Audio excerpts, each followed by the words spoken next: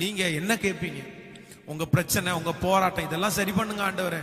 அது ஆண்டவர் சரி பண்ணுவாரு, கண்டிப்பா அது முடியும், ஆண்டவர் செய்து முடிப்பார். ஆனா உங்களுடைய உள்ளான இதுல இந்த இவ்வளவு பிரச்சனைகளையும் இவ்வளவு சூழ்நிலைகளையும் நான் எதையாவது ஒண்ணு சாதிக்கணும், எதையாவது ஒண்ணு கர்த்தருக்காக செய்யணும், நான் ஏதாவது ஒண்ணு பண்ணிட்டு தான் மரிக்கணும். அதான் பரிசுத்தவான் ஒரு பாட்டை பாடுவாங்க, எனக்கு ரொம்ப பிடிச்ச பாடல், நான் அடிக்கடி பாடுகிற ஒரு பாடல்.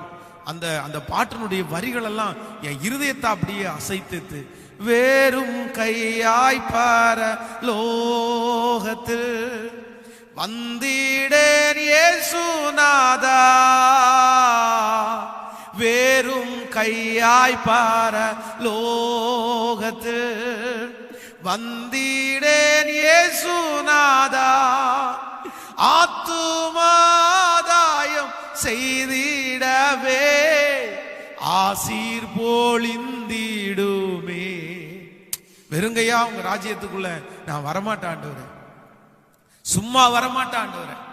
உண்மையிலே ஆண்டவருடைய பிள்ளைகளே, இந்த ஊழியத்துல இத்தனை பாடுகள், இத்தனை போராட்டங்கள், இத்தனை சூழ்நிலைகள், என்னுடைய இந்த வயசுல எடுக்க முடியாத பல பாரங்கள் இருந்தாலும், ஆனா என் மனசுக்குள்ள ஒன்னே ஒண்ணு மட்டும்தான் அடிக்கடி தோணும், பரலோகத்துக்கு போகும்போது வெறுங்கையா மட்டும் போயிடக்கூடாது.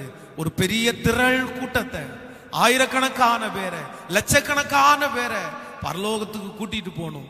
அங்க போகும்போது தூதர்கள் ஆண்டவர் பார்த்து, என்ன பார்த்து பென்ஸ் அப்படின்னு கூப்பிட்ட உடனே என் பின்னாடி ஒரு கூட்ட ஜனங்களை, ஆண்டவரே இது உம்முடைய ராஜ்யத்திற்காய் நான் ஆயத்தப்படுத்தின ஜனங்களை பாருங்கப்பா, இந்த ஒரே ஒரு மகிழ்ச்சிக்காக, இந்த ஒரே ஒரு சந்தோஷத்திற்காக, இந்த ஒரு பெரிய பாக்கியத்துக்காக என் இருதயம் ஒவ்வொரு நிமிஷமும் ஏங்கிட்டே இருக்கு, ஏங்கிட்டே இருக்கு. எனக்கு கொடுங்கப்பா, எனக்கு தாங்கப்பா, எனக்கு ஆத்துமா தாகத்தை இன்னும் தாங்கப்பா, எனக்கு ஆத்துமா பாரத்தை இன்னும் தாங்கப்பா, இன்னும் தாங்கப்பா. நான் சாதாரணமா மடிய கூடாதுப்பா, நான் சும்மா சாக கூடாதுப்பா.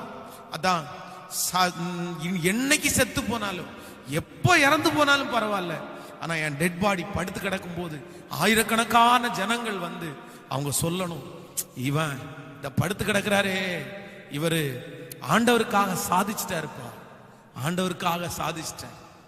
அதான் எனக்கு இருக்கிற ஒரு மிகப்பெரிய ஆசை அதுதான். சோ இன்றைக்கு உங்களையே நீங்க தற்பரிசோதனை செய்து பாருங்க. நீங்க உங்க லக் என்ன, உங்க லக் என்ன? நான் ஊழியக்காரன், எனக்கு இப்படிப்பட்ட ஒரு லக் இருக்கு. நீங்க ஒரு ஆண்டவருடைய பிள்ளை, உங்களுக்கு என்ன லக் இருக்குது? ஒருத்தருக்கு ஊழிய